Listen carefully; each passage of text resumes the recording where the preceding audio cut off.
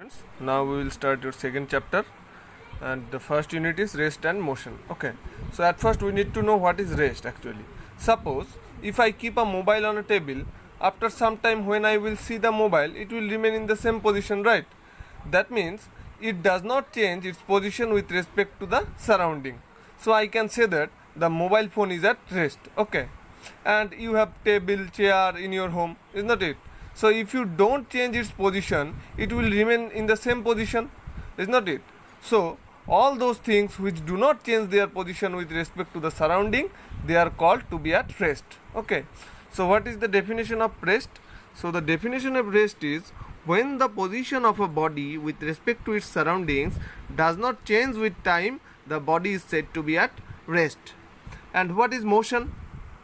A running train, a man who is walking or running are the example of motion. Okay, that means when body changes its position with respect to the surroundings, it is said to be in motion. Okay, so the definition of motion is when the position of a body with respect to its surroundings changes with time, the body is said to be in motion. So if I say that suppose a body has speed 40 km per hour, that means it is in motion and it will go 40 km in 1 hour. Okay, so we can say that when the position of a body with respect to its surrounding changes with time, the body is said to be in motion. Okay, and sometimes it is very difficult to say whether a body is at rest or is in a state of motion. Why? Suppose if you imagine that you are traveling by a bus. Okay, now the bus is in motion, and if you compare your position with respect to the surrounding outside the bus, such as trees, fields, houses, then what you will observe? You will observe that your position is changing with respect to them. So you can say that I am in state of motion, is not it? But if you compare your position with respect to the surrounding inside the bus, that is suppose passengers, wall of the bus, okay, then you will find that your position is not changing with respect to the surroundings. So you can say that I am in rest, is not it? Thus, an object can be at rest relative to one group of objects, and an object can be at motion relative to some other groups of objects. Okay. So now we will discuss about the types of motion. So the first one is translatory motion. So what is the definition of translatory motion? The motion in which all the particles of a body move through the same distance in the same time is called translatory motion. So in this kind of motion, all the particles of a body moves, is not it? It is not like that some particles of a body is moving and some of the particles are in rest. So this cannot be happen in this case. So in this case, all the particles of a body is moving through the same distance in the same time. Okay. So what are the examples of translatory motion? The examples are a car or a train moving along a road, a ball running on a ground. Okay, these are the examples of translatory motion. And we can classify translatory motion into two types. One is rectilinear motion and another is curvilinear motion. Okay, so what is rectilinear motion? When a body moves along a straight line, then the motion described by the body is rectilinear motion. So the examples of rectilinear motion are a train moving on a straight road, a car moving on a straight road. Okay, so when a body moves along a straight line, then its motion is rectilinear motion. But what is curvilinear motion?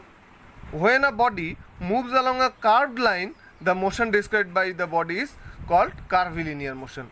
So if we throw a ball upwards at an angle like this, then the path of the ball will be a curved path, is not it? So as the path of the ball is curved, so we can say that this motion is curvilinear motion. Okay, and this car is moving on a curved road, is not it? This car is moving along a curved road, so the car is in curvilinear motion. Okay, so now we will discuss what is rotatory motion. So in case of rotatory motion, a body does not change its position, okay, but a body moves about a fixed axis.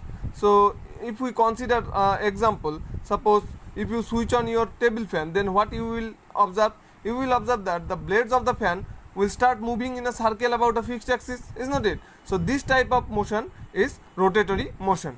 So the definition of rotatory motion is a motion in which a body moves about a fixed axis without changing its position is called the rotatory motion. So what are the examples of rotatory motion? A spinning wheel or charka, a spinning top, a potter's wheel, is not it? A ceiling fan, they are the example of rotatory motion. So in case of a ceiling fan, we know that the ceiling fan is fixed in a particular position, is not it? But the blades of the ceiling fan moves about a fixed axis, is not it? So this type of motion is actually rotatory motion. Clear? So now circular or circulatory motion. In case of circulatory motion, a body changes its position and it moves in a circular path around a fixed point. So if we know that the earth revolves around the sun, is not it? And the path of the earth is actually its orbit, is not it? So this diagram represents the position of the earth in its orbit in different times. Okay, so the path of the earth is a circular path, is not it? So it is actually one kind of circular or circulatory motion. Okay, and the distance between the earth and the sun is always same. So this distance and this distance is same, and this distance equals to this distance equals to this distance. Okay, so in all the cases the distance between the earth and the sun is same, is not it? So we can say that in case of circulatory motion, the distance of a moving object from a fixed point does not change. Okay, so the motion of a body along a circular path is called circular motion. So the examples of circular motion, the earth revolving around the sun is a common example of circulatory motion. Okay, what is the difference between rotatory and circulatory motion? In case of rotatory motion, the rotation is always when a body moves on its own axis. Okay, but in case of circular motion, the body moves around some other body, and circular motion is due to actually centripetal force. You will learn about it in your next classes more clearly. Okay.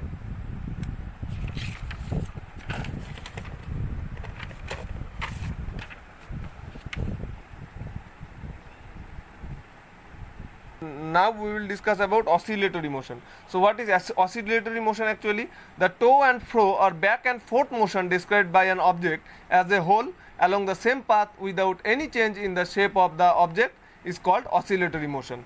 So what is to and fro? To and fro means the forward and backward movement of an object about an equilibrium position. So if we take an example, then it will be more clear. Okay, suppose if we consider the example of a pendulum of clock, in case of the pendulum of the clock, the path of the pendulum of the clock is CAB, is not it?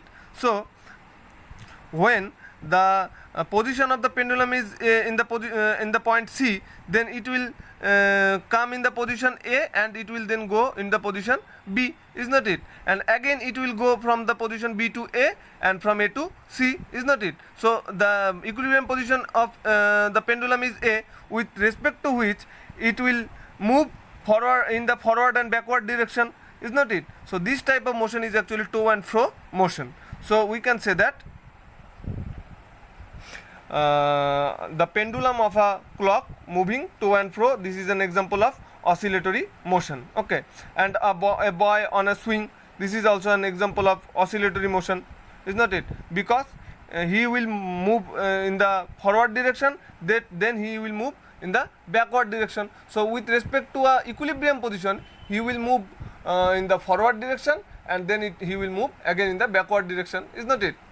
And the middle the position, that means the middle position will be the equilibrium position, is not it?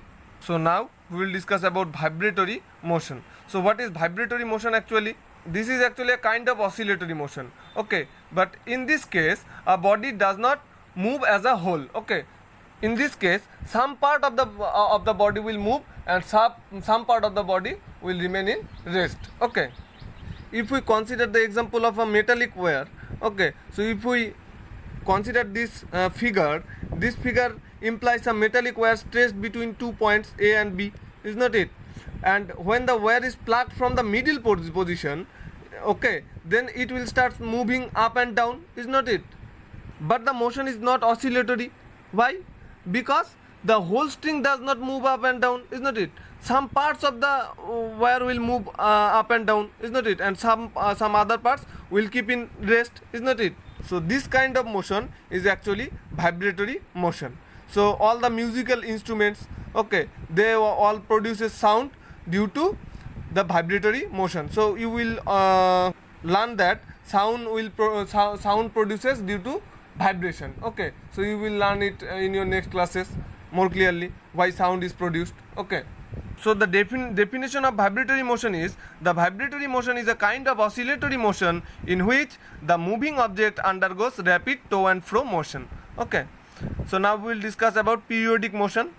Actually, periodic motion, a repetitive motion which repeats itself after a fixed interval of time, is called the periodic motion. So in case of periodic motion, a body will move from a particular position to another particular position, and it will reach in the same position after a fixed interval of time. Okay, so in case of a pendulum of wall clock, it is moving from one particular position to another particular position with respect to a fixed interval of time, is not it? So in the motion of pendulum, it will reach the position C each time after a fixed interval of time, is not it? So this type of motion is actually periodic motion.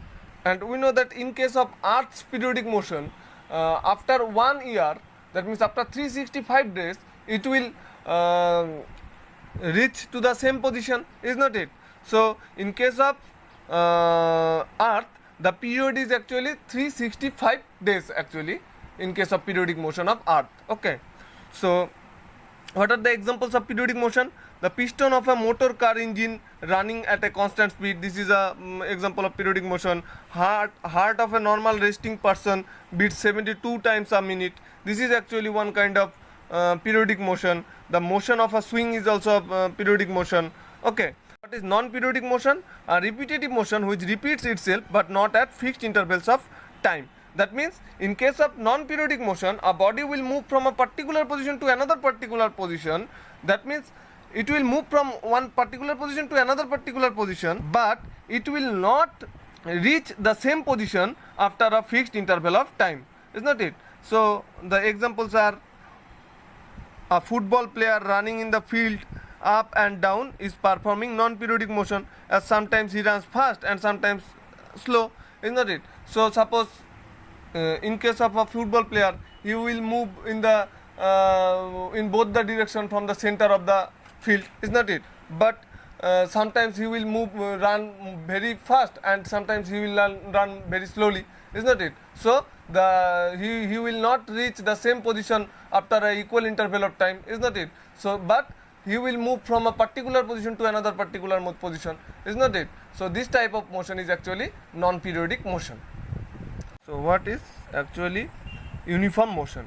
So the definition of uniform motion is when a body covers equal distances in equal intervals of time along the same straight line, the body is said to be describing uniform motion. Okay, so uniform motion is that when body travels equal distance in equal intervals of time. So if we consider an example, you are going to a picnic and you are following a straight path. Okay, so and after 1 hour you covered 30 km distance, and after 2 hours you covered total 60 km distance, and after 3 hours you covered 90 km distance. So that means you are covering equal distance in equal intervals of time. So in each hour actually you are covering total 30 km distance, is not it? So this kind of motion is actually uniform motion. Similarly, a flying aeroplane in a particular direction at a constant speed, a train moving straight in a particular direction at a constant speed, these are the examples of uniform motion. Now we will discuss about non-uniform motion.